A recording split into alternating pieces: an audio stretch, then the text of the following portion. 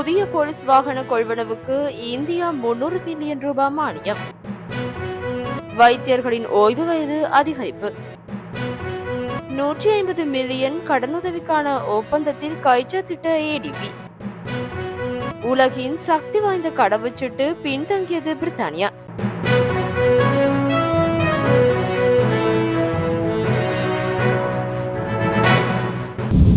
இலங்கை police வாகனங்களின் தேவைகளை பூர்த்தி செய்வதற்கு உதவியாக 300 மில்லியன் ரூபாவை நிதி மானியமாக வழங்க இந்திய அரசாங்கம் இணக்கம் தெரிவித்துள்ளது.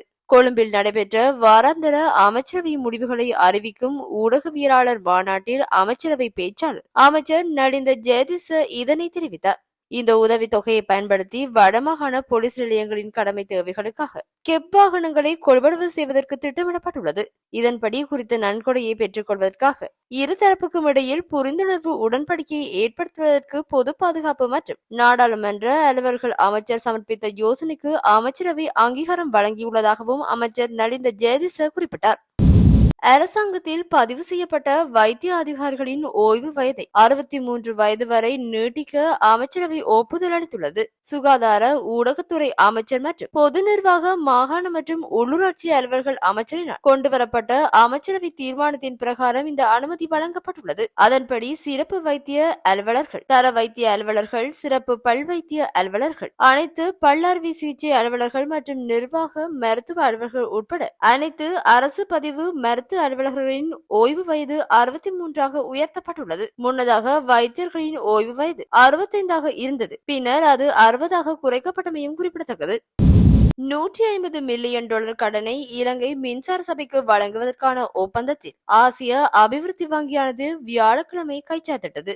நிதி அமைச்சின் செயலாளர் மஹிந்த ஸ்ரீவர்தன முன்னிலையில் ஆசிய அபிவிருத்தி வங்கியின் இலங்கைக்கான பணிப்பாளர் தகபுமி கடோனா மற்றும் இலங்கை மின்சார சபையின் பொது முகாமையாளர் ரொனால்ட் கொமஸ்டர் ஆகியோர் இந்த ஒப்பந்தத்தில் கைச்சாத்திட்டனர். இலங்கையின் மின்சாரத்துறையில் உட்கட்டமைப்பு அபிவிருத்திக்கான கடனுதவி ஆசிய அபிவிருத்தி வங்கி கடந்த நவம்பர் மாதம் அனுமதி வழங்கியுள்ளது. இந்த கடனுதவி மூலம் இலங்கை மின்சார சபையின் நீண்டகால பரிமாற்ற திட்டத்தில் பல அத்தியாவசிய திட்டங்கள் 2025 முதல் 2027 செயற்படுத்தப்படும். இது கட்டத்தின் ஒட்டுமொத்த நம்பகத்தன்மை மற்றும் ஸ்திரத்தன்மையை மேம்படுத்தும் என்று இலங்கை மின்சார சபை தெரிவித்துள்ளது. 2024ஆம் ஆண்டுக்கான உலகின் சக்தி வாய்ந்த கடவுச்சீட்டுகள் தொடர்பான தரவரிசை தற்போது வெளியிடப்பட்டுள்ளது. அந்த வகையில் உலகின் சக்தி வாய்ந்த கடவுச்சீட்டை கொண்ட நாடாக 4வது முறையாகவும் ஐக்கிய அரபு ராஜ்யம் முதலிடத்தை பிடித்துள்ளதாக தெரிவிக்கப்பட்டுள்ளது.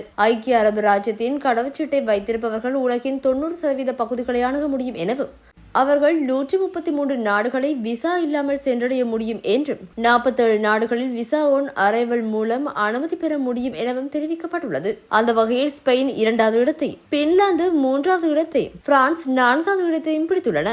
எவ்வாறு இருப்பினும் இப்பட்டியல் பிரித்தானியா 32வது இடத்தை பிடித்துள்ளமை அதிர்ச்சியை ஏற்படுத்தியுள்ளது. பிரித்தானியாவின் கடவுச்சீட்டை வைத்து 125 நாடுகளுக்கு மாத்திரமே விசா இல்லாமல் செல்லலாம் எனவும் தெரிவிக்கப்பட்டுள்ளமை குறிப்பிடத்தக்கது.